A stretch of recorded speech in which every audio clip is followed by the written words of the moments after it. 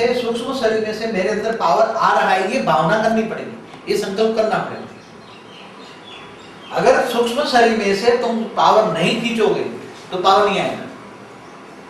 इसलिए सूक्ष्म शरीर बुद्धि से दिव्य शरीर को याद करके, दिव्य शरीर में से पावर मेरे अंदर आ रहा है, मेरे अंदर सूक्ष्म शरीर चार्ज हो रहा है, मेरा कारण शरीर चार्ज हो रहा है, ये संकल्प करना पड़ेगा। जब तक ये संकल्प नहीं करोगे तब तक ऊपर का पावर आपके अंदर आएगा नहीं। तो अभी तो कितने जो आसुरी वृत्ति वाली दुनिया है, 3 तत्वों की दुनिया है, 3 तत्वों में भी महा असुर बैठे हैं। 3 तत्वों में, 3 तत्वों में भूत प्रेत योनि है, उसमें महाअसुर बैठे हैं। और महाअसुर बैठने के कारण 3 तत्वों में भी बड़े बड़े महाअसुर बैठे हैं। अब थोड़े 3 तत्वों की बात कर लेते हैं ताकि समझाए कि 3 तत्वों भी क्या करते हैं।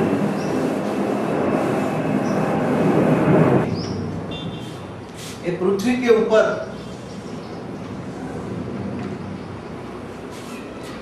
कई करोड़ किलोमीटर तक 3 तत्व वाले, आसुरी वृत्ति वाले 3 तत्व जा सकते। और जितना ऊपर जाएंगे उसकी पावर बढ़कर वो हजारों, यहाँ जो प्रेतात्मा हैं, हजारों प्रेतात्माओं को कंट्रोल करके उसमें से पावर चूसे, और हजारों प्रेतात्मा मनुष्य आत्माओं में प्रवेश करके खाएंगे पिएंगे और उनका जो पावर है ऊपर लेगा, कई करोड़ किलोमीटर ऊपर तक जा सकते। और उससे अच्छी आत्माएं जो हैं, इससे अच्छी आत्मा इसके ऊपर जाएंगे। जैसे धर्मात्मा है, अलग अलग धर्म की आत्मा है, वो यहाँ है। तो अलग अलग धर्म की आत्माएं 3 तत्वों में ऊपर होकर ये इनके फॉलोअर्स हैं, तो सारी सृष्टि पर इनके फॉलोअर्स हैं, उनको कंट्रोल करते हैं। कई धर्मों की, अलग अलग धर्मों की कई करोड़ आत्माएं, कई करोड़ आत्माएं सभी धर्म पिताओं को ऊपर बैठे हैं, और वो अपने धर्म पिताओं के जीव 3 तत्व वाले भूत है, वो यहाँ उसको साक्षात्कार कराते हैं, इनको थोड़ा वो अपने अपने धर्मों में खींचते हैं। भूत प्रेतात्मा खींचकर अपने अपने धर्म बनाते हैं। जो स्थूल जगत में देखते हो वो सूक्ष्म जगत में 3 तत्वों की दुनिया में हो रहा है। इससे अच्छी आत्माएं जो हैं, इससे बहुत अच्छी आत्मा है, वो यहाँ बैठी हुई है, साइलेंस पावर में बैठी है। और साइलेंस पावर में नष्टो मोह की स्टेज है, जाती है ऊपर, क्योंकि यहाँ कई प्रकार की और भी सूक्ष्म शरीर, जितना ऊपर जाओगे इसमें परम तत्व की मात्रा बढ़ेगी। यहाँ समझो कि परम तत्व की मात्रा नहीं है, यहाँ परम तत्व की 1% परम तत्व है, और यहाँ 2% परम तत्व, 3%, 4%, 5%, ऐसे अलग अलग ऊपर जाते जाओगे, ऐसे जाते जाओगे। तो इस ब्रह्मांड के लिए सूर्य लोग क्रॉस करोगे, इस सूर्य लोग के बॉर्डर पर 10% परम तत्व की मात्रा है। अगर हमारा सूक्ष्म शरीर में ये 10% परम तत्व की मात्रा हमारा शरीर में आ जाए, तो 10% गोल्डन कॉस्मिक आ जाए, हमारा जो कारण शरीर है, कारण शरीर के अंदर 10% गोल्डन कॉस्मिक आ जाए, तो हमारा ये स्थूल शरीर वो छोड़कर सूक्ष्म शरीर निकल के वो ऊपर यहाँ चला जाएगा। अगर 2% की कॉस्मिक आ जाए तो भी ये छोड़कर इधर चला जाएगा। 3% कॉस्मिक, क्योंकि नष्टो मोह की स्टेज होने से आत्मा के अंदर वायुमंडल, यहाँ की वायुमंडल में 2% कॉस्मिक है, यहाँ का वायुमंडल में ऊपर जैसे जाओगे ऐसे कॉस्मिक पावर बढ़ती जाएगी, परम तत्वों की मात्रा बढ़ती जाएगी। क्योंकि यहाँ स्थूल दुनिया के अंदर कॉस्मिक पावर ना के बराबर है, समझ? इसलिए आप ओम की ध्वनि करो या भक्ति करो, कुछ भी करो, आपके अंदर क्या आएगा? ब्लैक कॉस्मिक आएगा। और ब्लैक कॉस्मिक आने से आपका मन साफ नहीं होगा। इवन भक्ति करते करते भी संकल्प चलेंगे, भक्ति करते करते भी निसंकल्प नहीं तो भगवान को याद करते करते भी निसंकल्प नहीं होते। आज मंदिरों का वायुमंडल क्या हो गया? नहीं तो मंदिरों का वायुमंडल कितना सत्व प्रधान होना चाहिए, क्योंकि वहां गोल्डन कॉस्मिक होनी चाहिए, मगर मंदिरों के अंदर क्या हो गया? वहां पॉजिटिव वायुमंडल। यहाँ मंदिर बैठ के मंदिरों में भी संकल्प चलेंगे। जब मंदिरों में बैठकर ही संकल्प चल रहे हैं तो वहां का वायुमंडल और घर के वायुमंडल में क्या फर्क? जब भक्ति करते हैं तब भगवान को याद करते हैं, और भगवान को भी क्या याद करते हैं? मेरे लिए कभी मांगने वाला, जो भगवान से मांगता है भगवान मेरा ये हो जाए, ये हो जाए, ये तो भिखारी हो गया। क्या हो गया? भगवान से जो मांगता है वो भिखारी है। इसलिए कर्म की इच्छा मत रखो। कृष्ण ने गीता में क्या कहा? कर्म करते जाओ। अपना क्या कर्म करते जाओ? अच्छे कर्म करते जाओ। अच्छे कर्म क्या है? लोग क्या समझते हैं? मंदिरों में जाना, मंदिरों में दान करना, ये अच्छे कर्म है। मगर आज जिनके मंदिर तो क्या है, व्यापार का धंधा बन गया है। जिन मंदिर को तुम पैसा देते हो वो तो ट्रस्टी हो गए, लड़कों की शादियों में करोड़ों रुपए बर्बाद करते हैं।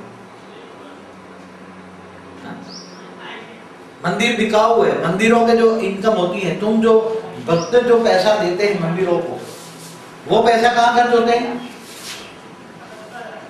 इनके मंदिरों के जो ट्रस्टी हैं। इंसान जो सोचता है वैसे उसका कारण शरीर भी बनता है। सोचने से क्या सोच रहे हो? अगर अच्छा सोच रहे हो, अगर आत्मा अच्छी सोचती है तो उसका कारण शरीर के अंदर अच्छा सोचने से वायुमंडल के 1% जो गोल्डन कॉस्मिक है वो उसके अंदर आती है। अगर क्रिएटिव काम सोचती है, पॉजिटिव क्रिएटिव, तो उसके अंदर अलग अलग कलर की, ये कलर की आती है। अगर मन शांत है तो वायुमंडल के अंदर ग्रीन कॉस्मिक आती है। अगर मन में गुस्सा है तो वायुमंडल के अंदर से रेड कॉस्मिक आती है। समझ गए? तो रेड कॉस्मिक आने से क्या करता है? सबसे ज्यादा डेंजर कौन है? Red colour. क्यों? क्योंकि वो गुस्सा कराएगा, और गुस्सा करने से तुम्हारा परम वायु तत्व एकदम इम्बैलेंस हो जाएगा। तो सारी ब्लैक, 7 प्रकार की ब्लैक कॉस्मिक आने लगेगी। और ब्लैक कॉस्मिक आने से गुस्से वाला इंसान गुस्सा करने से वो क्या कर रहा है वो उसको पता नहीं होता। गुस्से में किसी को गोली भी मार दे तो भी उसको पता नहीं रहता। और बाद में मगर आजकल क्या होता है, जब गुस्सा करता है तो गुस्सा कराने वाली भी उसके साथ कोई आत्मा होती है, इविल सोल होती है, जो तुम्हें रेत मारकर गुस्सा कराती है।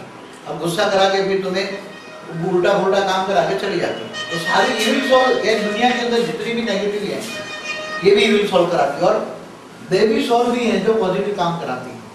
कई देवी सोल है कि जो आप जाओगे तो कई मौलवियों के पास, कई साधु संतों के पास ऐसी शक्तियां हैं जो ऊपर से दिव्य शक्तियां वाली यहाँ साधु संतों के पास काम करा रही हैं। वो ऊपर से दिव्य शक्ति उनको भेजती हैं। तो जब कोई आत्मा होती है तो दूसरी आत्मा का शरीर के अंदर कोई उसके शरीर के अंदर कोई नेगेटिविटी है तो वो रेज मारकर, ऊपर से जो पावर आ रही है ऊपर से पावर मार के रेज मार के उसको शिक्षा कर लेती है। तो पावर कहाँ से आ रही है? इस वायुमंडल से नहीं आ रही है। ये आत्माएं अच्छा काम कराने के लिए एक अच्छी आत्मा को सिलेक्ट करती है।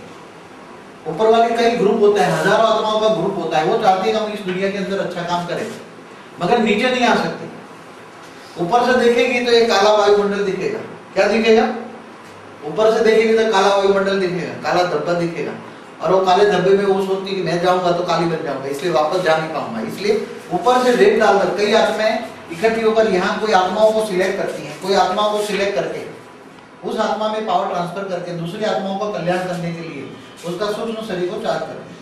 जो आत्मा बीमार है, हैंडीकैप्ड है, तो उसके सूक्ष्म शरीर को चार्ज करते हैं। कल एक सब्जेक्ट बताया था कि इंसान हैंडीकैप्ड क्यों पैदा होता है।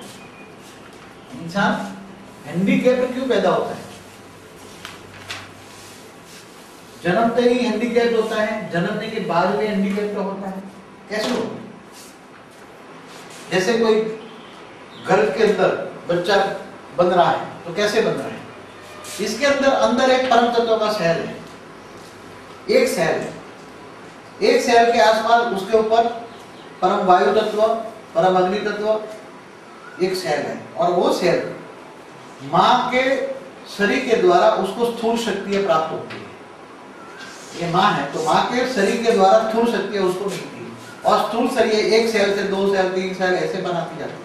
ऐसा फिर सूक्ष्म शरीर के साथ स्थूल शरीर भी बनता है।